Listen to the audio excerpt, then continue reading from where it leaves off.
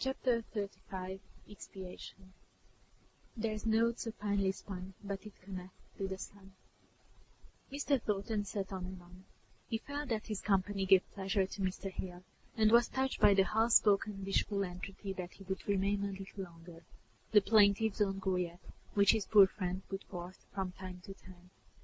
He wondered Margaret did not return, but it was with no view of seeing her that he lingered. For the hour, and in the presence of one who was so thoroughly feeling the nothingness of earth, he was reasonable and self-controlled. He was deeply interested in all her father said, of death and of the heavy love, and of the brain that has grown dull. It was curious how the presence of Mr. Thornton had power over Mr. Hale to make him unlock the secret thoughts which he kept shut up even from Margaret. Whether it was that her sympathy would be so keen and show itself in so lively a manner that he was afraid of the reaction upon himself, or whether it was that to his speculative mind all kinds of doubts presented themselves at such a time, pleading and crying aloud to be resolved into certainties, and that he knew she would have shrunk from the expression of any such doubts, nay, from him himself as capable of conceiving them. Whatever was the reason, he could unburden himself better to Mr. Thornton than to her of all the thoughts and fancies and fears that had been first-bound in his brain till now. Mr. Thornton said very little, but every sentence he uttered added to Mr. Hale's reliance and regard for him. Was it that he paused in the expression of some remembered agony? Mr. Thornton's 2 or 3 words would complete the sentence, and show how deeply its meaning was entered into. Was it a doubt, a fear, a wandering uncertainty seeking rest but finding none, so tear-blinded were its eyes? Mr. Thornton, instead of being shocked, seemed to have passed through that very stage of thought himself, and could suggest where the exact ray of light was to be found, which should make the dark places plain. Man of action as he was, busy in the world's great battle, there was a deeper religion binding him together in his heart in spite of his strong wilfulness, through all his mistakes, than Mr. Hale had ever dreamed. They never spoke of such things again as it happened, but this one conversation made them peculiar people to each other, knit them together in a way which no loose indiscriminate talking about sacred things can ever accomplish. When all are admitted, how can there be a holy of holies?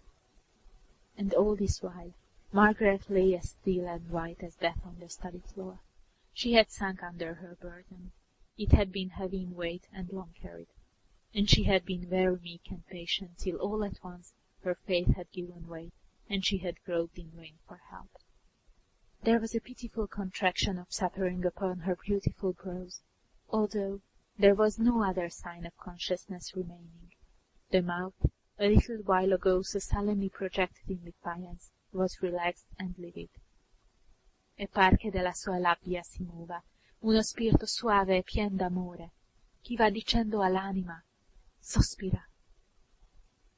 The first symptom of returning life was a quivering about the lips, a little mute soundless attempt at speech, but the eyes were still closed, and the quivering sank into stillness. Then, feebly leaning on her arms for an instant to steady herself, Margaret gathered herself up and rose.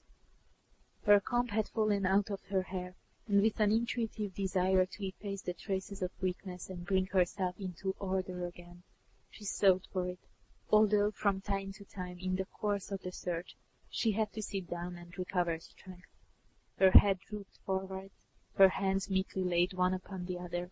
She tried to recall the force of her temptation by endeavouring to remember the details which had thrown her into such deadly fright. But she could not. She only understood 2 facts: that Frederick had been in danger of being pursued and detected in London, as not only guilty of manslaughter, but as the more unpardonable leader of the mutiny, and that she had lied to save him. There was one comfort: her lie had saved him, if only by gaining some additional time. If the inspector came again tomorrow, after she had received the letter she longed for to assure her of her brother's safety, she would brave shame, and stand in her bitter penance, she, the lofty Margaret, acknowledging before a crowded justice-room if need were, that she had been as a dog and done this thing.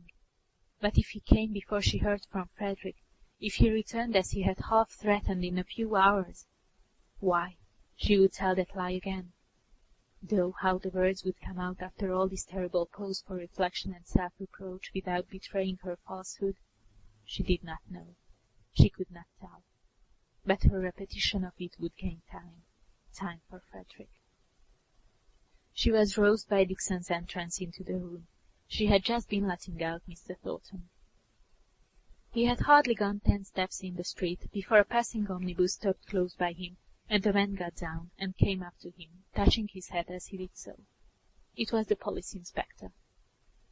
Mr. Thornton had obtained for him his first situation in the police, and had heard from time to time of the progress of his protégé, but they had not often met, and at first Mr. Thornton did not remember him. "My name is Watson. George Watson, sir, that you got—" "Ah, yes, I recollect. Why, you are getting on famously, I hear." "Yes, sir. I ought to thank you, sir. But it is on a little matter of business I made so bold as to speak to you now. I believe you were the magistrate who attended to take down the deposition of a poor man who died in the infirmary last night." "Yes," replied Mr. Thornton. "I went and heard some kind of a rambling statement which the clerk said was of no great use. I'm afraid he was but a drunken fellow, though there is no doubt he came to his death by violence at last. One of my mother's servants was engaged to him, I believe, and she is in great distress today." "What about him?" "Why, sir, his death is oddly mixed up with somebody in the house I saw you coming out of just now. It was a Mr. Hales, I believe." "Yes," said Mr. Thornton, turning sharp round and looking into the inspector's face with sudden interest. "What about it?" "Why, sir, it seems to me that I've got a pretty distinct chain of evidence inculpating a gentleman who was walking with Miss Hale that night at the Outwood station as the man who struck or pushed Leonard off the platform and so caused his death. But the young lady denies that she was there at the time." "Miss Hale denies she was there?" repeated Mr. Thornton in an altered voice. "Tell me, what evening was it? What time?" "About 6 o'clock, on the evening of Thursday, the 26th. They walked on, side by side, in silence for a minute or two. The inspector was the first to speak.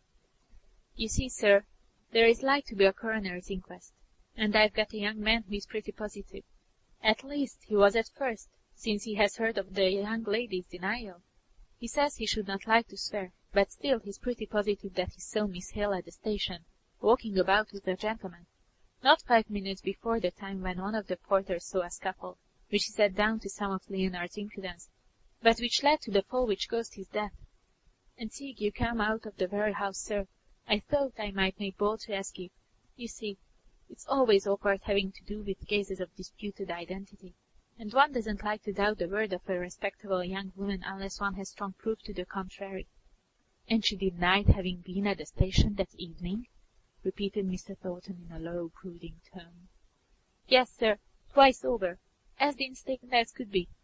I told her I should call again, but seeing you just as I was on my way back from questioning the young man who said it was her, I thought I would ask your advice, both as the magistrate who saw Leonard on his deathbed, and as the gentleman who got me my berth in the force." "You were quite right," said Mr. Thornton. "Don't take any steps till you have seen me again. The young lady will expect me to call from what I said. I only want to delay you an hour. It's now 3. Come to my warehouse at 4. "Very well, sir." And they parted company. Mr. Thornton hurried to his warehouse, and sternly forbidding his clerks to allow anyone to interrupt him, he went his way to his own private room and locked the door. Then he indulged himself in the torture of thinking it all over and realizing every detail. How could he have lulled himself into the unsuspicious calm in which her tearful image had mirrored itself not 2 hours before, till he had weakly pitied her and yearned towards her, and forgotten the savage, distrustful jealousy with which the sight of her, and that unknown to him at such an hour and in such a place, had inspired him? How could one so pure have stooped from her decorous and noble manner of bearing? But was it decorous, was it? He hated himself for the idea that forced itself upon him, just for an instant, no more, and yet, while it was present, thrilled him with its old potency of attraction towards her image. And then this falsehood! How terrible must be some dread of shame to be revealed, for after all, the provocation given by such a man as Leonard was when excited by drinking, might in all probability be more than enough to justify anyone who came forward to state the circumstances openly and without reserve. How creeping and deadly that fear which could bow down the truthful Margaret to falsehood! He could almost pity her. What would be the end of it? She could not have considered all she was entering upon if there was an inquest and the young man came forward.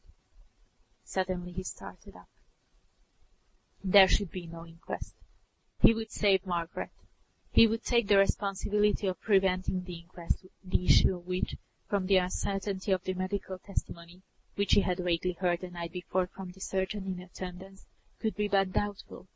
The doctors had discovered an internal disease far advanced, and sure to prove fatal. They had stated that death might have been accelerated by the fall, or by the subsequent drinking and exposure to cold. If he had but known how Margaret would have become involved in the affair, if he had but foreseen that she would have stained her whiteness by a falsehood, he could have saved her by a word. For the question of inquest or no inquest had hung trembling in the balance only the night before. Miss Hale might love another.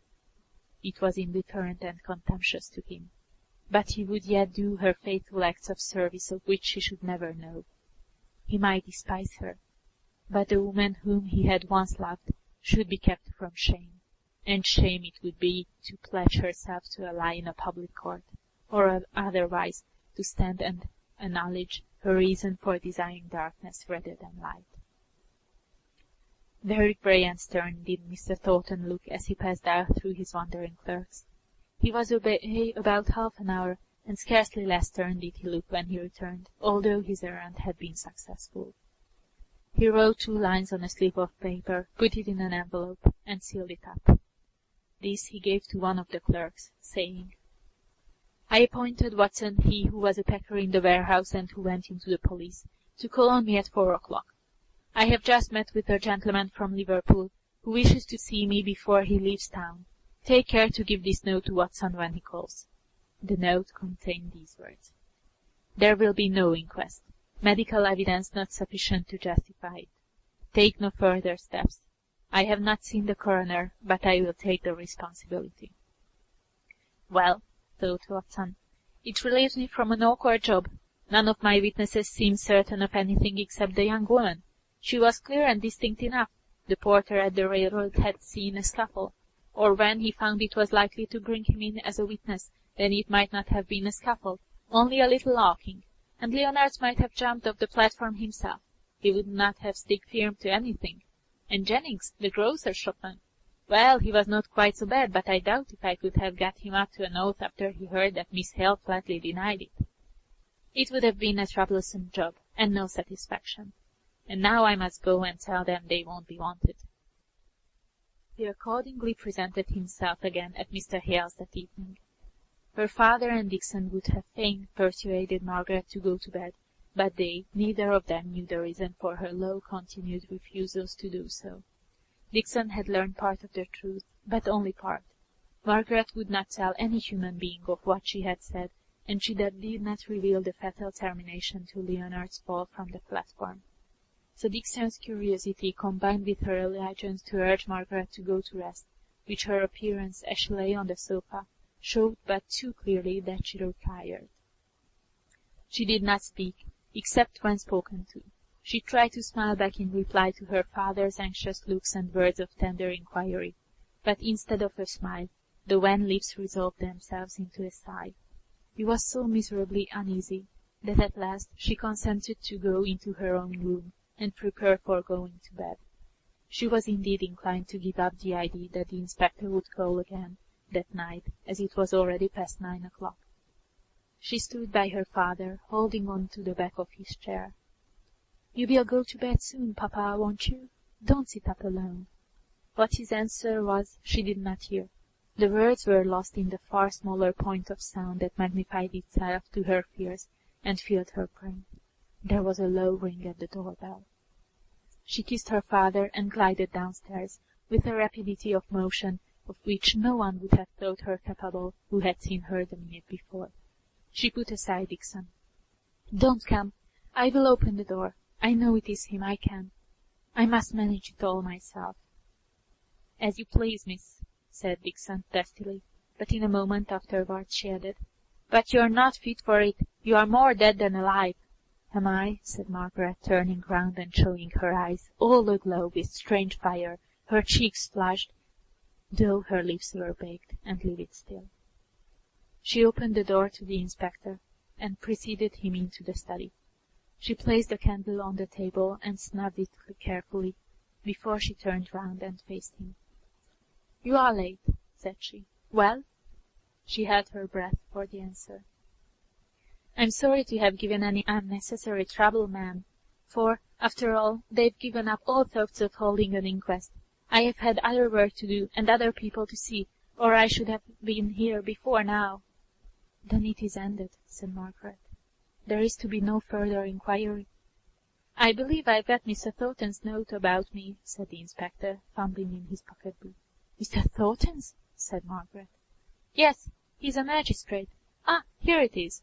She could not see to read it. No, not although she was close to the candle. The words swam before her, but she held it in her hand and looked at it as if she were intently studying it. "I'm sure, ma'am, it's a great weight off my mind, for the evidence was so uncertain, you see, that the man had received any blow at all, and if any question of identity came in, it so complicated the case. As I told Mr. Thornton—" "Mr. Thornton?" said Margaret again. "I met him this morning, just as he was coming out of this house, and, as he's an old friend of mine besides being the magistrate who saw Leonard's last night, I made bold to tell him of my difficulty." Margaret sighed deeply. She did not want to hear any more. She was afraid alike of what she had heard, and of what she might hear. She wished that the man would go. She forced herself to speak. "Thank you for calling. It is very late. I dare say it is past 10 o'clock. Oh, here is the note," she continued, suddenly interpreting the meaning of the hand held out to receive it. He was putting it up, when she said, "I think it is a cramped, dazzling sort of writing. I could not read it. Will you just read it to me?"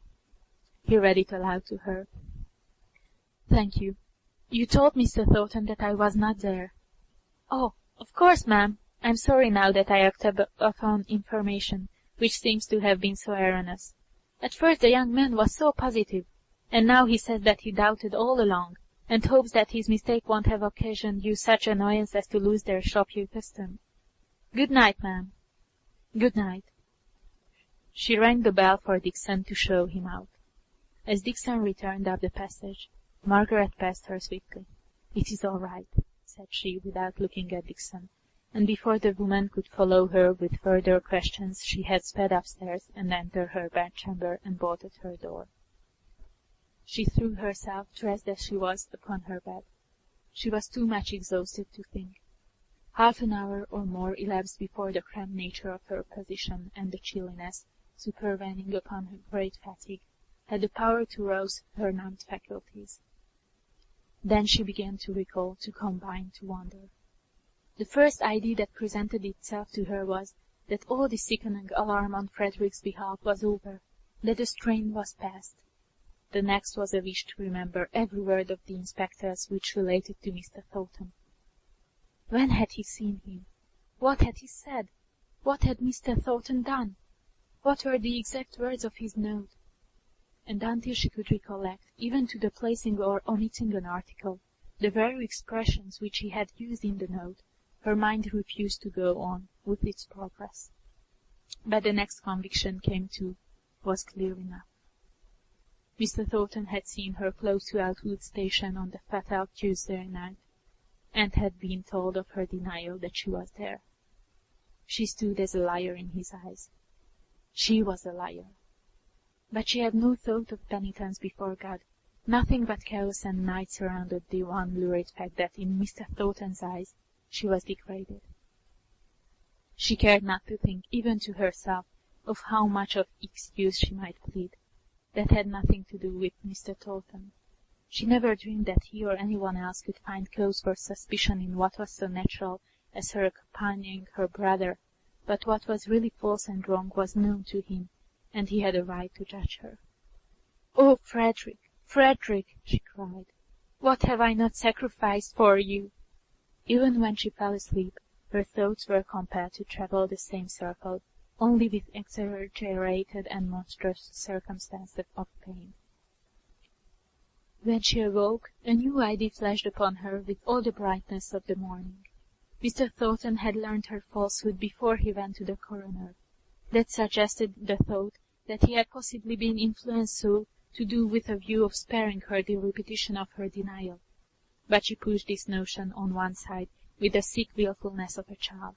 If it were so, she felt no gratitude to him, as it only showed her how keenly he must have seen that she was disgraced already, before he took such unwonted pains to spare her any further trial of truthfulness, which had already failed so signally. She would have gone through the whole. She would have perjured herself to save Frederick, rather, far rather, than Mr. Thornton should have had the knowledge that prompted him to interfere to save her. What ill fate brought him in contact with the inspector? What made him be the very magistrate sent for to receive Leonard's deposition? What had Leonard said?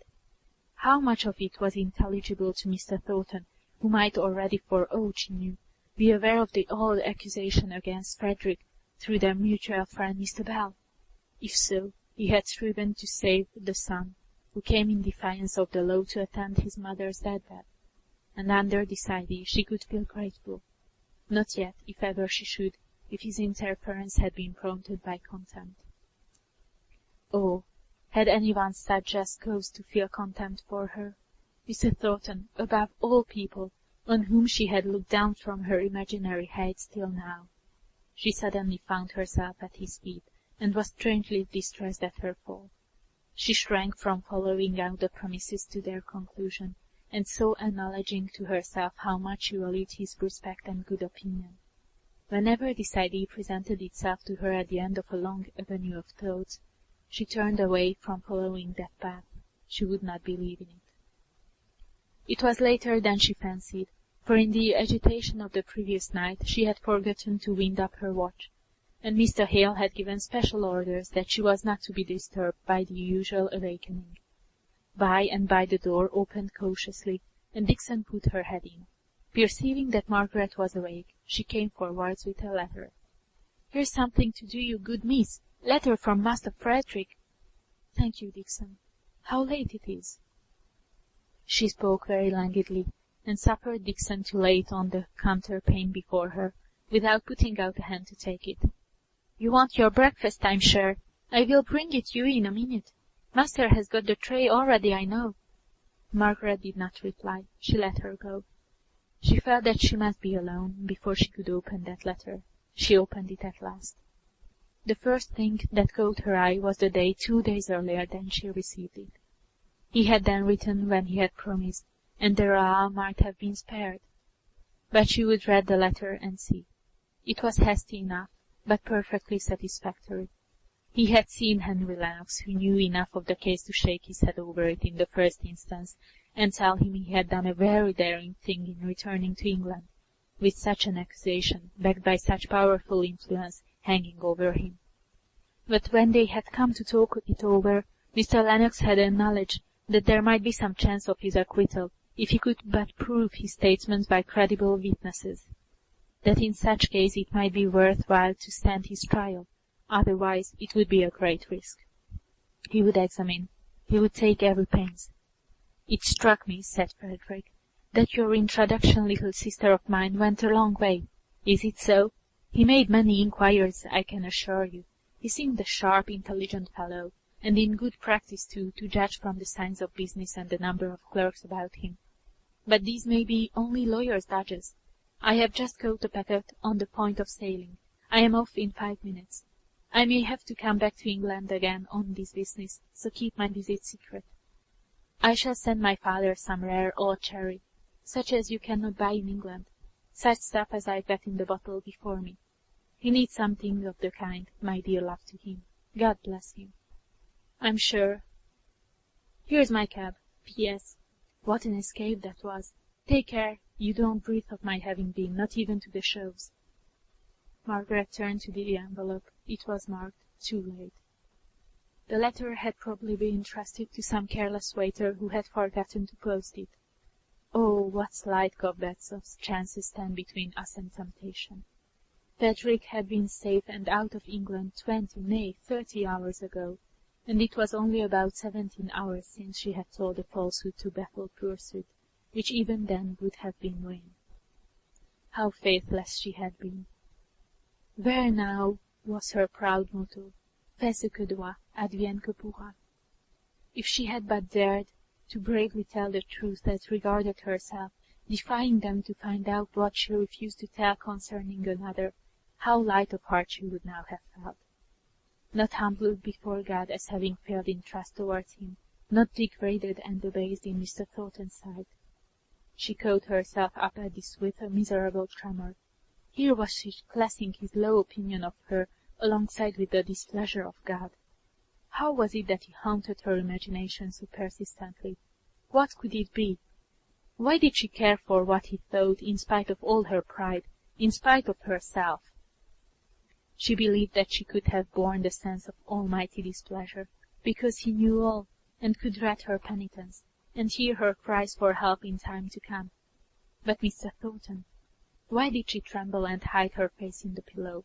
What strong feeling had overtaken her at last? She sprang out of bed, and prayed long and earnestly. It soothed her, and comforted her, so to open her heart.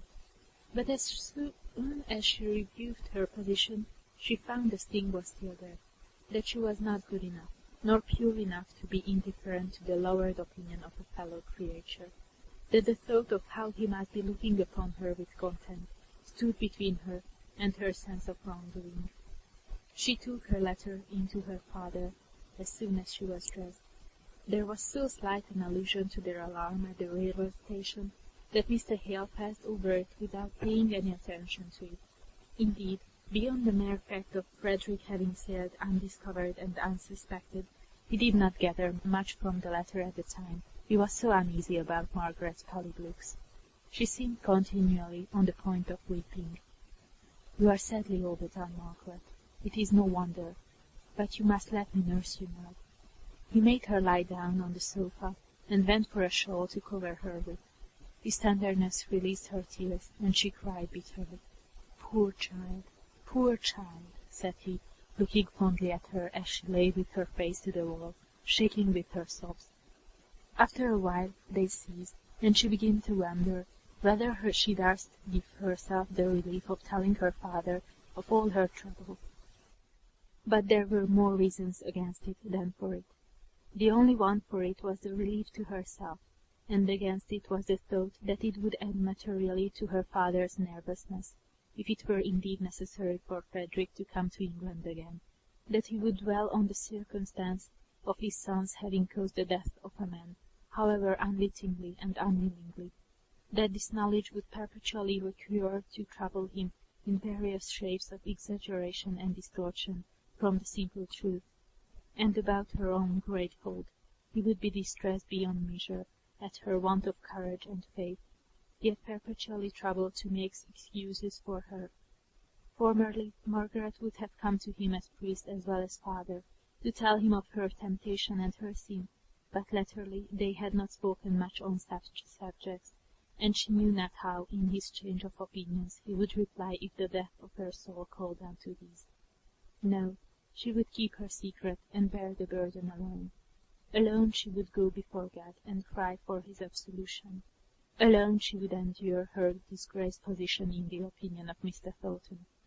She was unspeakably touched by the tender efforts of her father to think of cheerful subjects on which to talk, and so to take her thoughts away from dwelling on all that had happened of late. It was some months since he had been so talkative as he was this day.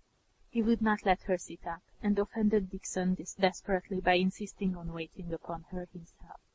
At last she smiled, a poor weak little smile, but it gave him the truest pleasure. "It seems strange to think that what gives us most hope for the future should be called dolorous," said Margaret. The remark was more in character with her father than with her usual self, but today they seemed to have changed natures. Her mother was a Spaniard, I believe. That accounts for her religion.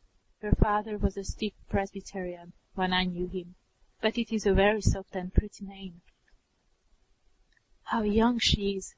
Younger by 14 months than I am. Just the age that Edith was when she was engaged to Captain Lennox. Papa, we will go and see them in Spain. He shook his head, but he said, if you wish it, Margaret. Only let us come back here. It would seem unfair, unkind to your mother, who always, I'm afraid, disliked Milton so much, if we left it now. She is lying here and cannot go with us. No, dear, you shall go and see them, and bring me back a report of my Spanish daughter. No, papa, I won't go without you. Who is to take care of you when I am gone? I should like to know which of us is taking care of the other. But if you went, I should persuade Mr. Thornton to let me give him double lessons. We would work up the classics famously. That would be a perpetual interest. You might go on and see Edith at Corfu, if you liked. Margaret did not speak all at once. Then she said rather gravely, Thank you, papa, but I don't want to go. We will hope that Mr. Lennox will manage so well that Frederick may bring Dolores to see us when they are married. And as for Edith, the regiment won't remain much longer in Corfu. Perhaps we shall see both of them here before another year is out. Mr. Hale's cheerful subjects had come to an end. Some painful recollections had stolen across his mind and driven him into silence. By and by, Margaret said, Papa, did you see Nicholas Higgins at the funeral? He was there, and Mary too. Poor fellow! It was his way of showing sympathy. He has a good warm heart under his bluff abrupt ways. I'm sure of it, replied Mr. Hale. I saw it all along, even while you tried to persuade me that he was all sorts of bad things. We will go and see them tomorrow, if you are strong enough to walk so far. Oh, yes, I want to see them. We did not pay Mary, or rather, she refused to take it, Dixon says. We will go so as to catch him just after his dinner, and before he goes to his work. Towards evening, Mr. Hale said, I half expected Mr. Thornton would have called. He spoke of a book yesterday which he had, and which I wanted to see. He said he would try and bring it today. Margaret sighed. She knew he would not come. He would be too delicate to run the chance of meeting her, while her shame must be so fresh in his memory. The very mention of his name renewed her trouble and produced a relapse into the feeling of depressed, preoccupied exhaustion. She gave way to listless languor. Suddenly it struck her that this was a strange manner to show her patience, or to reward her father for his watchful care of her all through the day. She sat up and offered to read aloud. His eyes were failing, and he gladly accepted her proposal. She read well, she gave the due emphasis, but had anyone asked her when she had ended, the meaning of what she had been reading she could not have told. She was smitten with the feeling of ingratitude to Mr. Thornton, inasmuch as, in the morning, she had refused to accept the kindness he had shown her in making further inquiry from the medical man, so as to obviate any inquest being held. Oh, she was grateful! She had been cowardly and false, and had shown her cowardliness and falsehood in action that could not be recalled, but she was not ungrateful. It sent a glow to her heart to know how she could feel towards one who had reason to despise her. His cause for contempt was so just that she should have respected him less if she had thought he did not feel contempt. It was a pleasure to feel how thoroughly she respected him. He could not prevent her doing that. It was the one comfort in all this misery. Late in the evening the expected book arrived, with Mr. Thornton's kind regards, and wishes to know how Mr. Hale is. Say that I am much better, Dixon, but that Miss Hale— No, papa, said Margaret eagerly. Don't say anything about me. He does not ask. My dear child, how you are shivering, said her father a few minutes afterwards. You must go to bed directly. You have turned quite pale. Margaret did not refuse to go, though she was loath to leave her father alone. She needed the relief of solitude after a day of busy thinking and busier repenting. But she seemed much as usual the next day. The lingering gravity and sadness, and the occasional absence of mind, were not unnatural symptoms in the early days of grief, and almost in proportion to her re-establishment in health was her father's relapse into his abstracted musing upon the wife he had lost, and the past era in his life that was close to him, for ever. End of chapter 35.